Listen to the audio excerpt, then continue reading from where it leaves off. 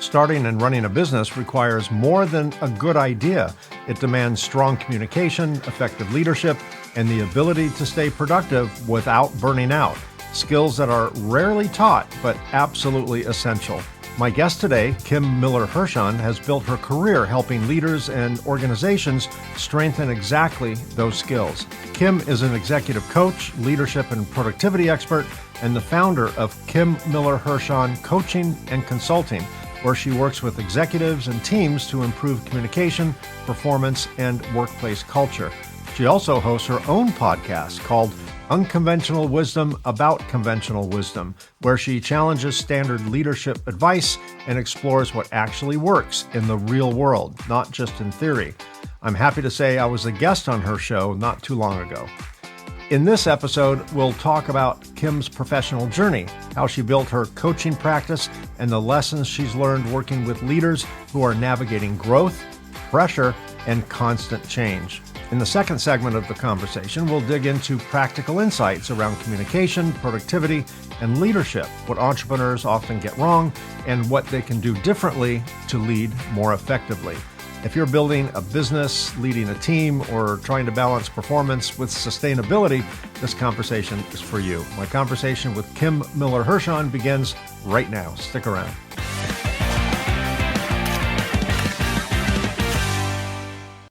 Hey, Kim, welcome to the show. I'm so glad to see you again.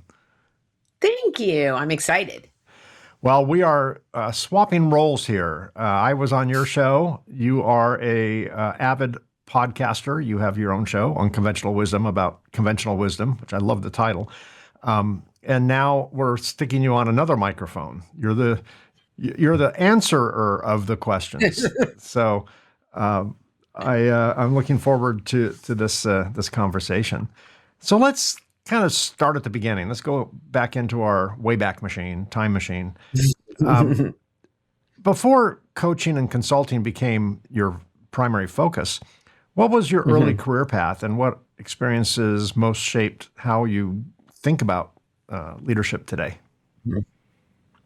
Well, it's an interesting journey because I have 2 master's degrees and one from University of Southern California in public administration, and then another master's in nonprofit management. So I really saw myself in the, again, sort of nonprofit world. And I just didn't love it. I think what's interesting about being in the nonprofit world is that they are very mission driven and not always very business oriented. And I think business always really fascinated me. So I did nonprofits for a while, and it just really was not my calling. Mm-hmm. I volunteer in nonprofits, but I think it wasn't a good career fit for me. You know, it's funny you say that. There's a couple takeaways there for me. One is, any entrepreneur who starts a business is going to learn all about nonprofits, because profits don't come the day you open the door, right? You are going to be a nonprofit unintentionally for a little while. And second, I used to serve on the board of directors for 2 or 3 different nonprofits. And your statement that, you know, they don't run it, they're not business oriented, they're mission oriented, couldn't be any truer. But I'm a business person, right? I am in business to make money and fulfill a mission doing it, right? The mission can't be avoided, whether you're profit or nonprofit. However, the thing that drove me crazy is I kept trying to drill into the management team at the nonprofit I was on the board of directors of, that you have to run this obviously with your mission. That's your side of the table. My side of the table is making sure you also run it like a business, because you cannot fulfill your mission if you're not financially successful. That doesn't mean you're, paying dividends and taking home tons of cash. You roll it back in to the mission, right? But you can't run anything, profit or otherwise, without some focus on the business, growing, scaling. I don't think there's any difference between the Red Cross and Walmart in terms of their mission to become financially stable and have positive cash flow. And I think too many nonprofits kind of, they lose sight over it. They don't have sight over it, right? They think it's all the mission. And goodwill and a good heart only takes you so far. At some point, you got to kind of be a business. Was that your experience in the nonprofit world as well? There just wasn't an appreciation for business? Yes. And I think, yeah, I got very jumbled. Honestly, for me, it got very jumbled. I'm a much better volunteer than I am a service provider. And frankly, Mike, I like making money. I like the deal and closing business. And I think that I have found a way through my coaching to, I think, serve people and bring value to running businesses and growing businesses. But those are all about people. So I still get to help people, but it's in a different context. Yeah. Was there a specific moment or a series of moments when you realized coaching and leadership development was the direction that you wanted to pursue professionally? I have a two-part answer to that. One, I glibly say, I think I have been coaching my entire life, and I just figured out a way to get paid for it. Right. I think the factual answer is that in late 2009, I got laid off. I was doing business development and marketing in an engineering firm. And what's interesting is that I had the experience because of the downturn. So I was in architecture, engineering, construction, and they were severely affected by the real estate crash in 2008 and the resulting, reverberations through the economy. What was interesting is that a number of my colleagues got laid off before I did.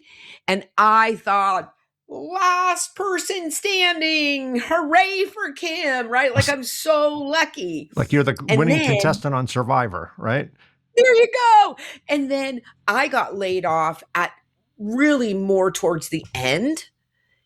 And everybody else, the market was just glutted with all the people. And that was not a win, really. That went to your detriment because now you're in a big pool of available people. That's right. Yeah. And I had, a house and kids in school. So it wasn't like I was going to leave the area, so I wasn't mobile. So it was really to my detriment. And when I looked back at my business development role in this engineering firm, my job was, because I'm not an engineer, my job was to create the relationships and find the opportunities and then bring the engineer in to scope the job and write the proposal. And I don't know how many, I know from, kind of your background that a lot of people who do project work, right? And a lot of entrepreneurs in tech and so forth. And they don't want to do business development, period. No. Right? Well, when you said engineers, I almost got like PTSD because I work in a very scientific, very engineer-centric world. Right. And I'm convinced there's two types of people on some type of spectrum. One is engineers and the other are entrepreneurs. I think entrepreneurs specifically is going to end up in the DSM someday as a ailment. Oh, how funny! But you're right. I mean, they're pretty focused. They kind of got their engineering blinders on and they don't see much to the left or right of that. That's just my Right. stereotype anyway. Right. And because we had come out of a very like abundant job market for the kinds of work that these people did, they're like, oh, well, I just need to do a good job and then they will come. Right. And in a down economy, that isn't how it works. And so I had to get really good at helping these engineers do the business development without calling it business development. And and not in any sort of deceitful way, but they needed jobs, right? They needed billable hours in order to justify their jobs and so forth. So it wasn't deceptive in any way. It was like, how do we make the company money? How do we make you money, right? How do we like keep the whole engine going? And I really, when I got laid off and I had to figure out what do I want to do if I can't easily get a job doing what I was doing, if I have to create something, when I looked at honestly how much fun I had working with the engineers, helping them figure out how to do something that on the surface they were like, I hate this and I won't do it, to sure, I'll go to lunch with you and this person. Sure, I'll do honestly what is business development activity, right? Just don't call And it that. that's right. And they were successful at it, right? And they enjoyed it. And I was like, this is fun, Yeah, it right? sounds like you successfully reframed the ask into a That's right. language and a goal they understood and agreed with. That's right. Exactly. And so that is very much informed the kind of coaching that I do. So starting a coaching and consulting practice is on its own a very unique entrepreneurial journey. What were some of the early challenges you faced in building your business? I would say that it was twofold. One is that I made a very conscious decision that I didn't want to get a coaching certificate. So when you're first starting out and you can't say, listen, I've worked with hundreds or thousands of people, people want to know, what are your credentials? Sure. And by deciding not to get a coaching certificate, I think that was a huge challenge. I think the second thing that it's funny because although I don't work with people starting businesses anymore, but I certainly have worked with people who have gone from the corporate world into starting their own thing. And I ran into the same thing when I started my business, which is the getting ready to get ready, right? I could sit here at my desk and create all the things that anybody could ever need to run a business, except for going to find clients, right?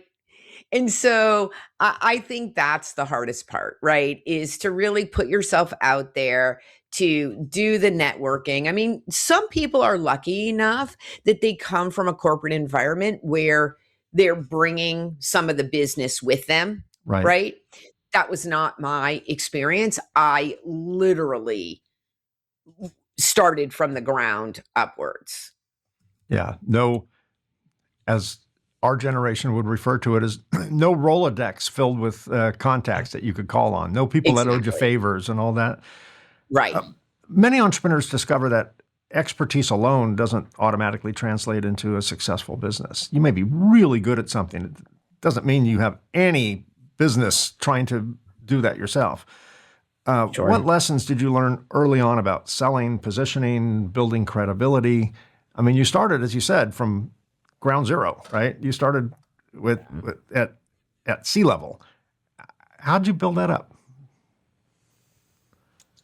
I like to say that my first clients paid me to figure out what the heck I was doing. And I think from there, I was, I think one thing about me is that I'm super transparent and I am authentic. Like I am authentically who I am. And so I think when you do that and you come from a place of wanting to create value for people, I think that it's really not as hard as it sounds. I don't know. I think I really, honestly, sort of that glib remark, like I think I've always been coaching. I Right. honestly really think that sure, did it take me a while to get my sea legs? 100%. But I also am, I'm I think I am really uniquely suited to do what I do. Now you consider yourself a coach long before you were officially, or practicing as a coach, certified or not. Looking back, were there any assumptions that you had about entrepreneurship in general that turned out to be wrong once you actually were an entrepreneur? Oh, what an interesting question. I mean, I'm wrong all the time, right? We all are. Yeah, I, yeah, I mean, I think the, maybe the hardest thing, if I look back on my journey around entrepreneurs, is the difference between people who are willing to pay for coaching and people who just like have problems, right? I think and I think a lot of people can relate to this. Like I have a client that I took on very early, probably in the first year or so of my coaching practice. And I like to call her the gift that keeps on giving. So somebody that is not a good fit, right?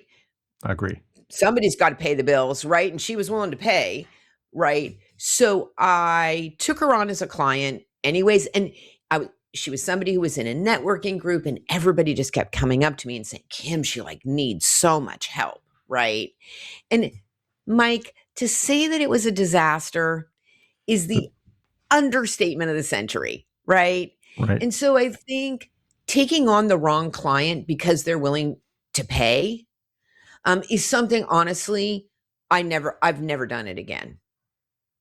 I Like think it's it's a super. real Yeah, I think it's yeah, super important in business. I learned this quite a while, quite a bit of the journey into my business, that we have to hire the right customer. We have to engage the right customer.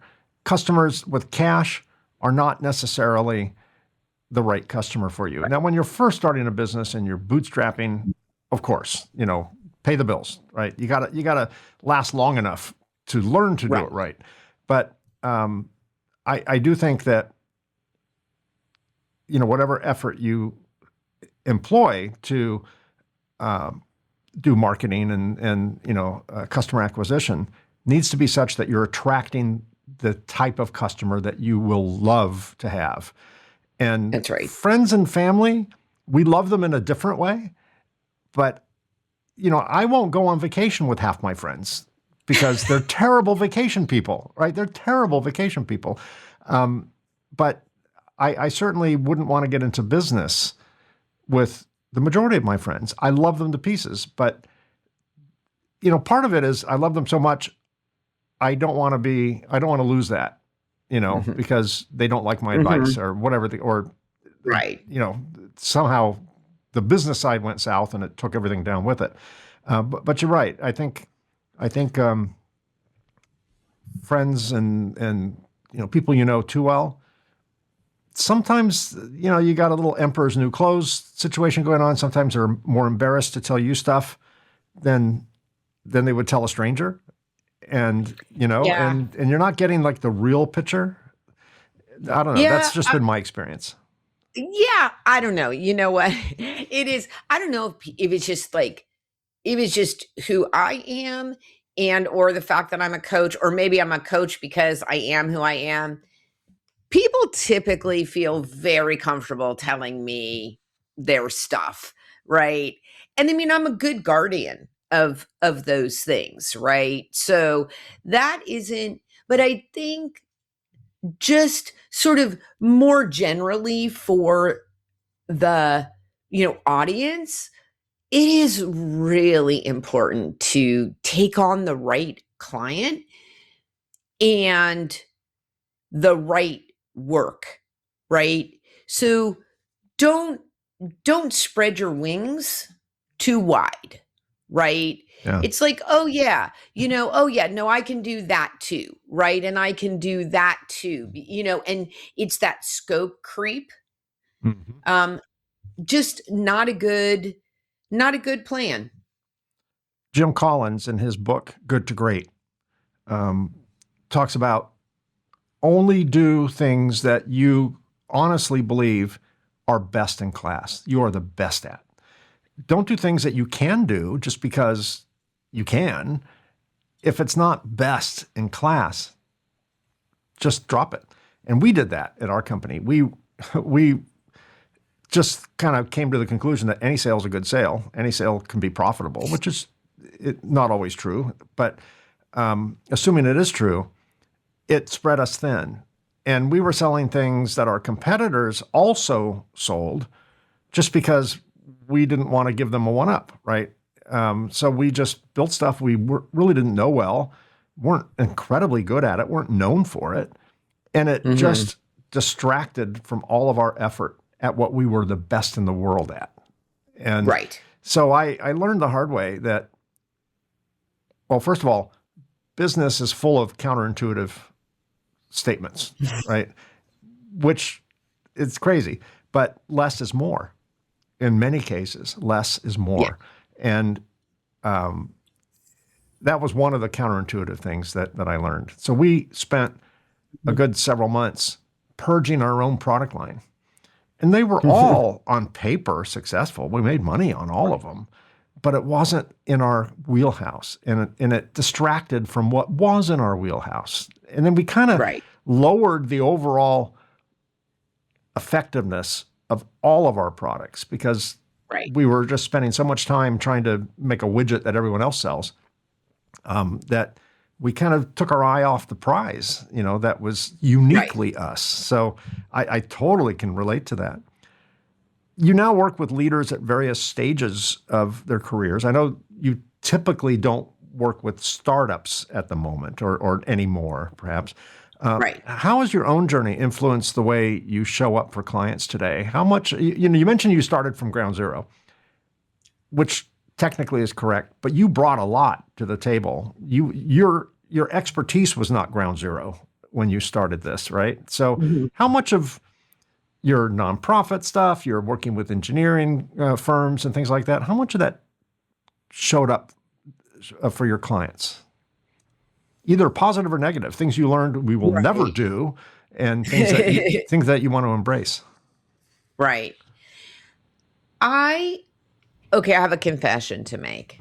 Okay, here we go. I You're Here we absolved. go. You're absolved in advance, but Well, and I think your entrepreneurial audience, I'm sure that some of them can relate to this. So I feel like I was never a good employee. Like, not the quality of the work that I did, but I will tell you, I was miserable. Right? Because I am one of those people, I'm a fast, and listen, this is not, I mean, it's not good or bad. Like it doesn't make me better, but I'm a fast thinker, I'm a fast mover. I make decisions. I want like things to move. yeah. I was never in a company where that happened. Ever, ever, ever, right? And I didn't have the patience or frankly the maturity to be happy in the system that was there, right? Yeah. I'm like, if it's wrong, let's fix it, right? No, Now. Now. Now. Yeah. Yeah, let's do it now. And so when that didn't happen, or where I thought things were unfair, or it didn't work the way it should, I wanted those things changed. And I think that in and of itself is not necessarily the problem. I think where my in maybe inexperience, where my personality, frankly, came in to my detriment, is that I was miserable. And I was unfortunately quite a vocal, miserable person, right? And so And misery loves my, company, so you probably made everyone around you miserable too. there you go, right? And so I think but interestingly enough, I had actually a lot of shame about that Hmm. because I got fired from a couple of jobs. Like my last job, I did in fact get, or that engineering job, like I got, um, there was a round of layoffs and I did get laid off, but you can trust me, it did feel like getting Felt fired. felt personal. They use that like, It oh, felt finally we can get rid of Kim. That's right. It Miserable felt Kim. punitive. Yeah, miserable Kim. Well, and the other, I mean, that was, well, we don't need to go into the circumstances of that, but it really was, right? Like it was a layoff, but it Yeah. really was getting But fired. Kim, I think entrepreneurs, I'm going to absolve you of any sin because you didn't do anything wrong. My experience with entrepreneurs, starting with me, is we make terrible employees for the reasons Yeah. and more that you mentioned. We are impulsive. We Yeah. are we have super high standards, not just for ourselves, but we expect everyone around us to be as smart and as quick and as adaptable as we are. We tend to break rules that don't make sense to us. We tend to draw outside the lines, and Yeah. we are, at least I am, I don't want to speak for you, but I am incredibly impulsive. I am incredibly easily distracted by a shiny object in the corner. I created all the products we sell, all the equipment, wrote all the code, did all the design work and all that. So I love to create. Turns out that's my passion. I'm a creator. I just found an avenue in the, electronics world to do that. And I am in my zone, that timeless, zone when I'm creating something. Once I get to the detail stage where, I'm no longer interested. And then I see another shiny object in the corner and I go, oh, so my team needs to follow me around with a dustpan to throw away the stuff that just isn't going to make it to market, or they have to finish all the detail work because I'm not interested in that. I'm interested in, I'm a very conceptual person. And I think a lot of entrepreneurs are very conceptual. We're not necessarily tactical. And sometimes we're not even strategic, but we definitely all have this conceptual thing. We see something that no one else can see, right? And it's a strange lens that we're looking at life through. And working around very conventional, hardworking, solid people who are doing absolutely nothing wrong, we drive them crazy. I think one of the reasons I've had my business now for 34 years, and so I don't worry really anymore that it's going to fail. But if it did, it can't fail. If it could fail, it can't, because I am unemployable. I would be fired in my first week. They wouldn't wait for making up a layoff. They just go, Conrad, you're out. You get out of here. You're nuts. And I get it. I would fire me if I didn't think like me. I would totally fire me in a heartbeat. So I think that's a normal part of entrepreneurship. Look at Steve Jobs. I'm not comparing myself to Steve Jobs. He was like the worst boss on the planet. And he was unyielding. He would lose his temper. He was demanding for perfection. People would spend a year on a project and he'd just like kill it, start over. I hate it. And we can argue all day long about whether that's a good management style or not. However, at least in the early days, when he was around on his first and second go, he really made that company something quite unique. It's kind of less so now. It's still a good company, but less so now. But I think that it would be hard to work for him, but knowing that you're working for a company that's changing the world, at least at that time, Mm-hmm. I can put up with a little bit of abuse for that, right? I don't say it's right, but I understand it. Right. Is that when you deal with other business founders, do you get that same impression that they're kind of a unique breed, and you have Oh, to absolutely. converse with them in their language? Absolutely. I think that at least from the world in which I come from, I do want to work with people who care about people, right? Create cultures that support people. Although, you know what's really interesting, Mike, and one of my podcast guests said this. She's got a marketing operations firm, a fairly significant endeavor, and she said something so interesting, and I'd never framed it this way. So, whereas I don't love the Steve Jobs maniacal Right. model, right? She said something fascinating, which I just can't get out of my mind, which is that your employees are not your family.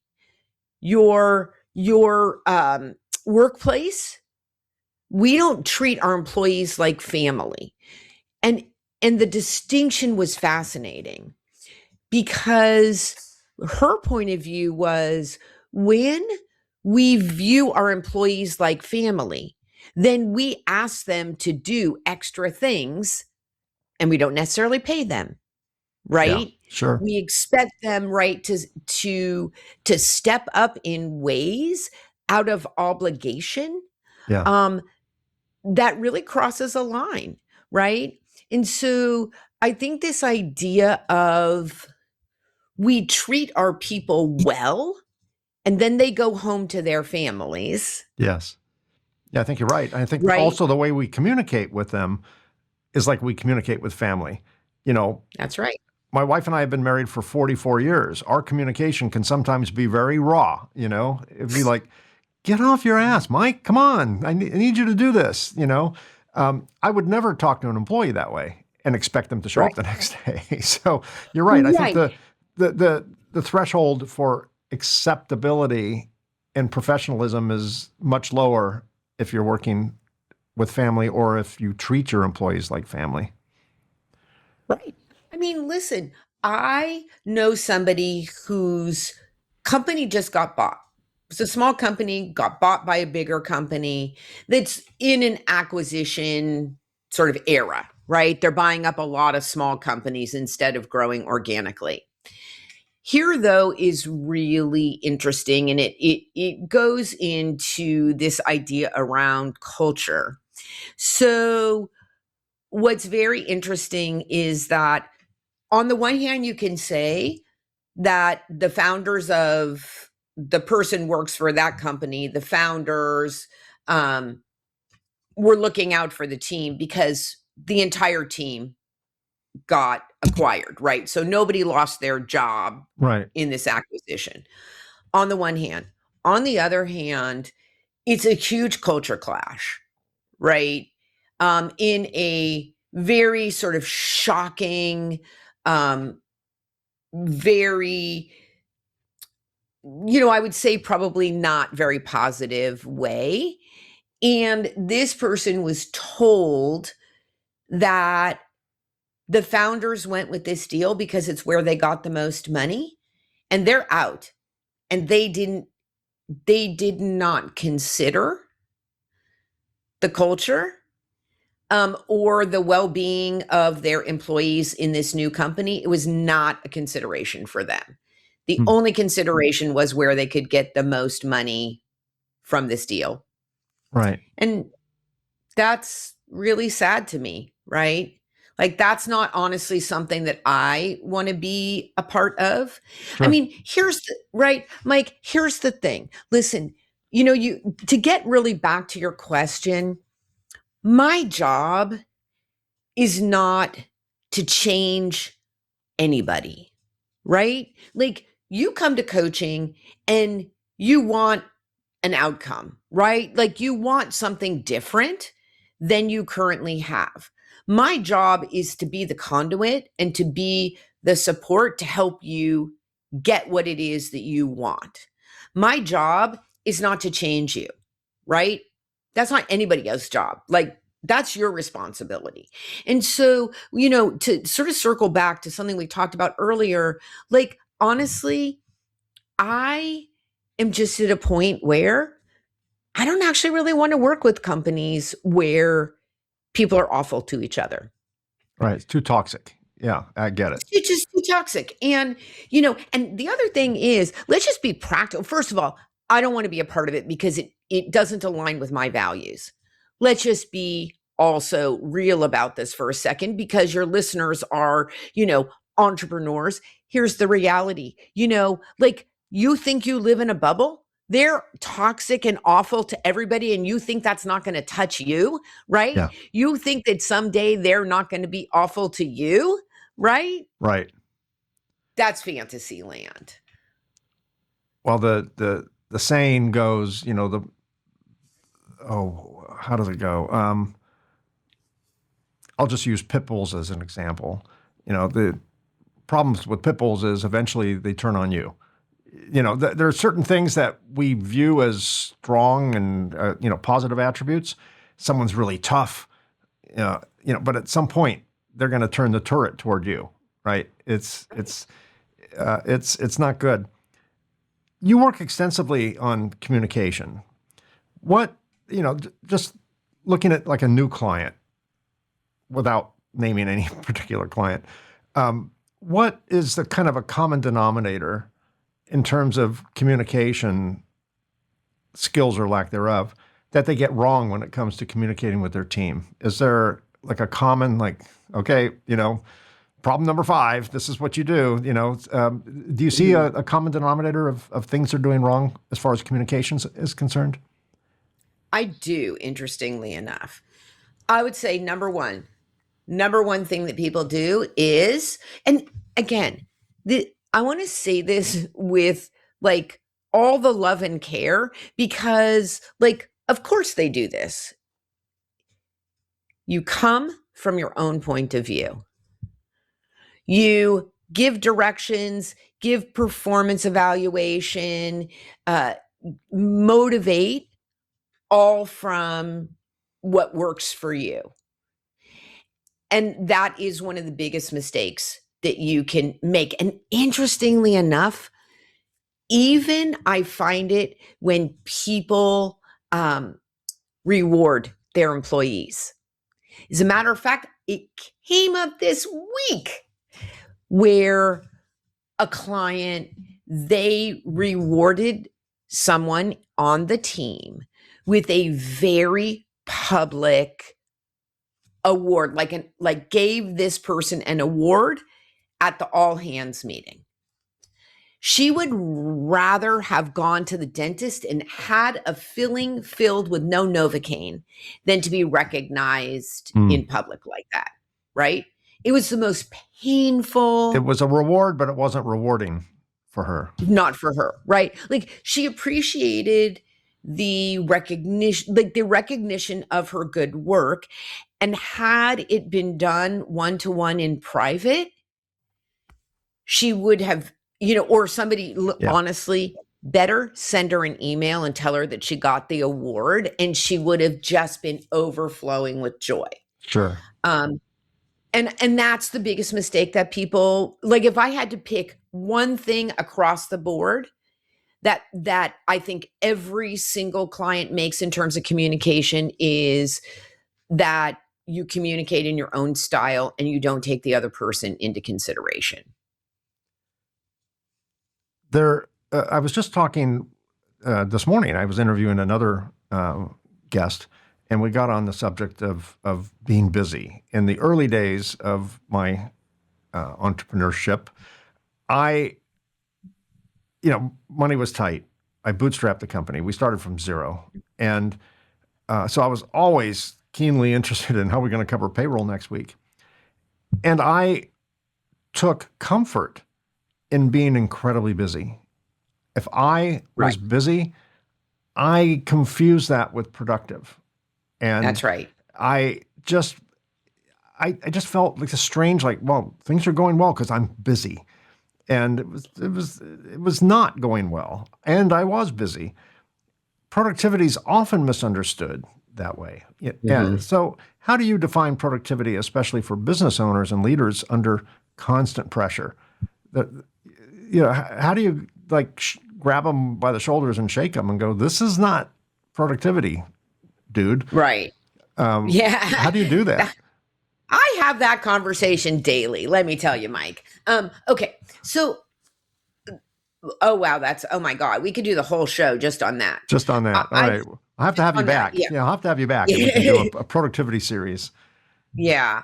Well, okay, I'm trying to just think like what is the most valuable thing that I can give your audience for as a tip? I'm going to say, I think two things. Okay. One is really and truly looking at your calendar and making sure that what is on your calendar matches your goals, right? So just because it's there does not mean that you need to do it, right? You need to be reprioritizing all the time. So I think that's one thing. And just as a very practical tip, just if this is helpful to people, is that I meet with my assistant every Thursday and we go over the calendar for the next 2 weeks, day by day, appointment by appointment, realigning everything that we're doing to make sure that it is meeting the priorities and the what needs to get done, right? So that's meeting the objectives, right, that we have set for ourselves. Mm-hmm. So I think that's one thing, right, is having a standard time when you evaluate and reevaluate what you're doing. And it's not just to look, okay, does that Zoom, right? Did, Mike send me the link to get on the podcast, right? But it's really looking, okay, that's number one. I think the second thing that also facilitates that conversation is what I like to call a doing list. Okay. And let me make a distinction. I think the distinction is between a to-do list and a doing list. Am I right? That's Yeah. right. Yeah. That's really, that's interesting because we all write Yeah, to-do lists and that's a someday when I get to it list. that's right. Someone So once what are you gave going to, me, someone once gave me a round wooden token that said to it on it. And I'm like, what's this? He goes, well, you always say you got to get around to it. So here's a round to it. Bada yeah, bing. Yeah. Tip your yeah, waiter on come see my second act. But anyway, I thought the point being we never get around to it, right? To-do lists right, just make us feel good. They don't actually accomplish anything. right, right. And, or they make us feel bad because Yeah. our to-do list is this long, right? We have this much time. And then it's this constant, you talked about being busy, but there's something really psychologically that happens when you have a list that is just never ending, right? And it leads to overwhelm, it leads to stress because you haven't really figured out what you actually have to do, what is the highest value. I think I'm going to add a third thing because we're really talking here to entrepreneurs. I would say that the last, I think, mistake that I see all the time is that exactly what you were talking about. So you built your business by doing all the things, right? You get it, even if you have people to work with you, you get it to a certain level. There is a time when you have to stop and reevaluate what your highest value in the business is. Meaning, you have to give yourself a different job description. So, a very typical thing that happens is you keep doing the things that you were doing.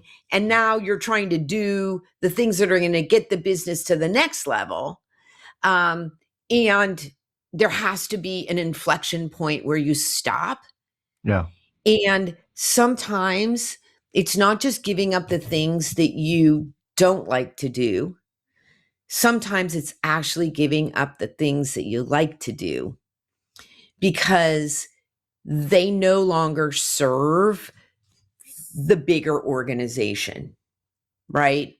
So it's basically rewriting your job description. And again, those things only happen when you can step back and work on the business versus in the business. Yeah, going back to me confusing being busy with productivity, I was busy doing everything I love to do. I would have in any given day 5 things that I loved to do and 25 things that I did not want to do, hated to do. So I would just concentrate on the 5 things every day.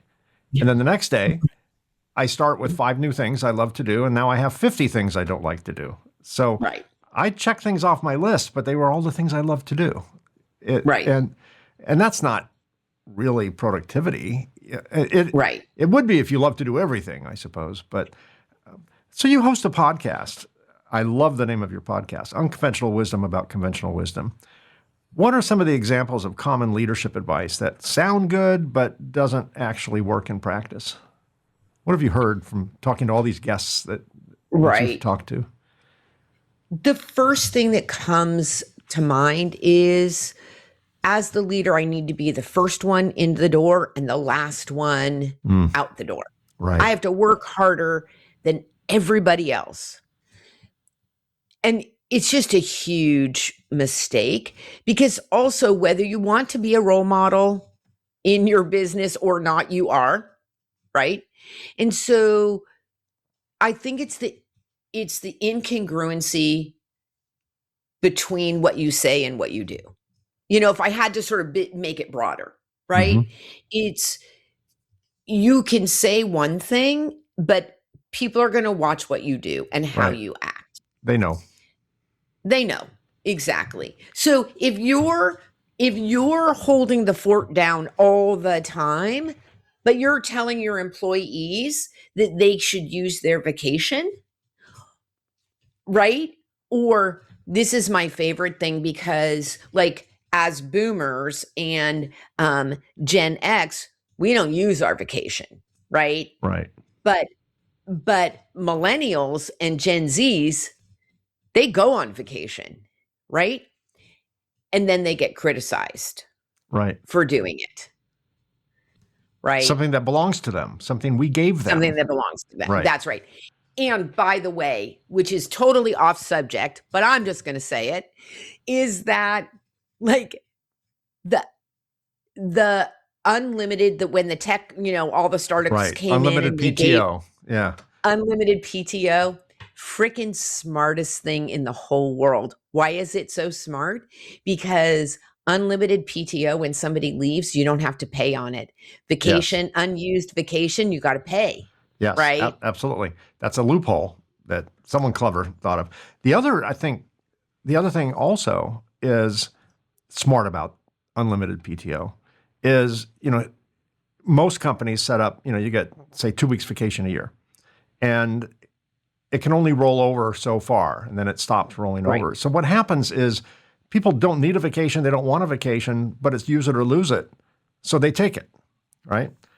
If you had an unlimited supply of something, you're not going to hoard it. You're not going to, I don't need it right now. I'll just, my understanding, reading some reports on unlimited PTO, is the typical result, there's some outliers, but the typical result is people take far less vacation when they know they have an unlimited supply of it.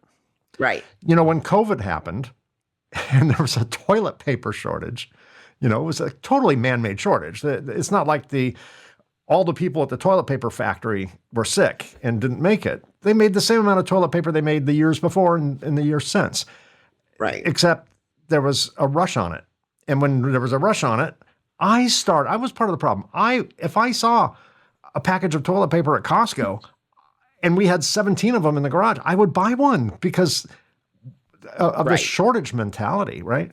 And I think the same thing applies to PTO. By the way, I saw one of my favorite memes during the whole COVID thing was right around the time we were just getting through COVID, there were these murder hornets discovered in the Pacific Northwest. These are like super aggressive bees. They're just the buttholes of all bees, right? And they're huge. And so the meme was murder hornets discovered in Washington. How much toilet paper do I need to buy? You know?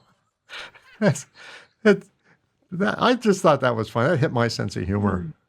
Yeah. Yeah.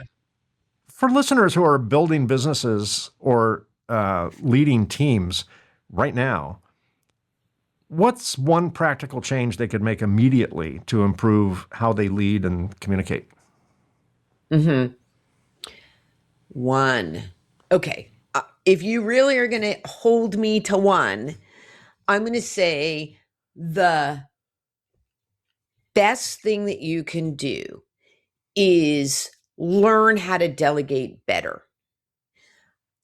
All right. And what is interesting about that, Mike, I've had many clients say to me, "Oh, Kim, I delegate all the time," right? Like I don't have a problem delegating.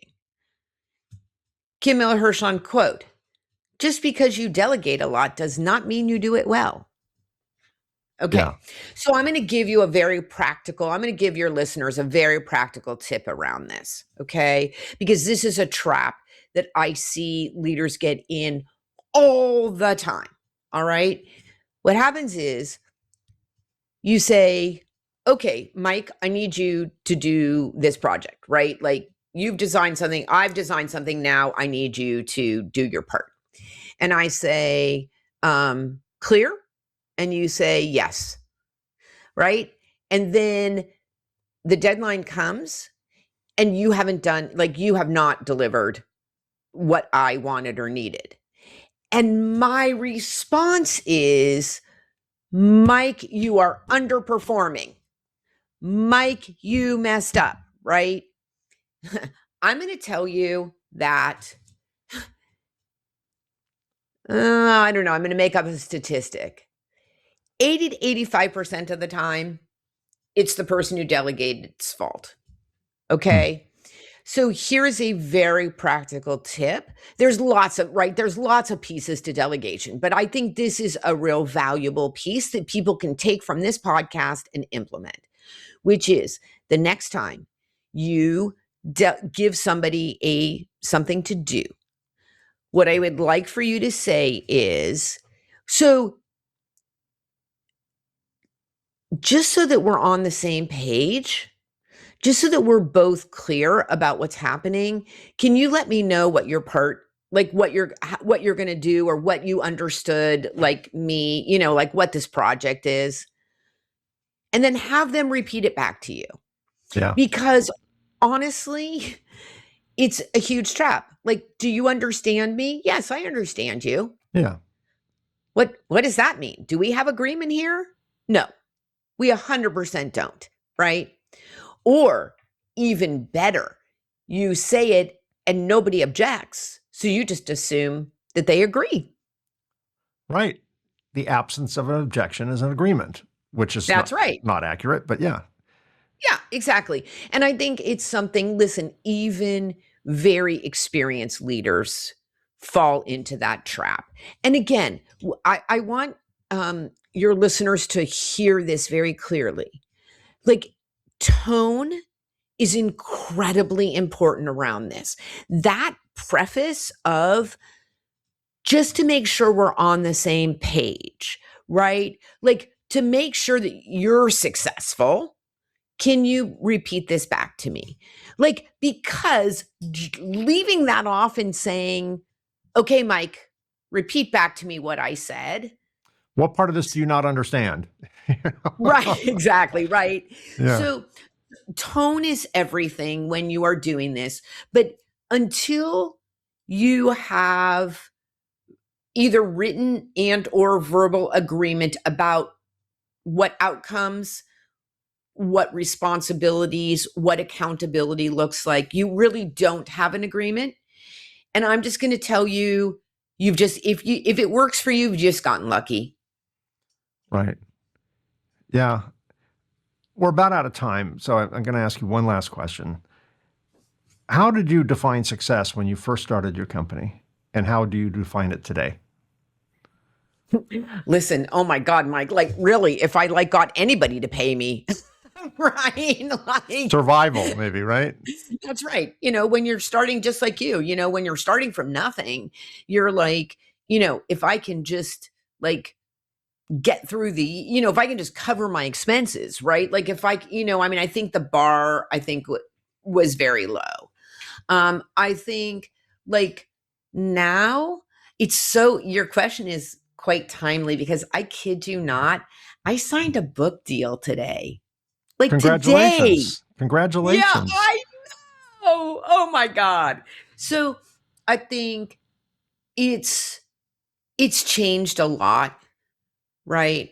Here's at the end of the day, and I'm going to kind of tie this all up in I think a kind of a neat bow, is that I want to coach as many people as possible because I am on a mission to have people be authentically who they are and have the success that they're looking for.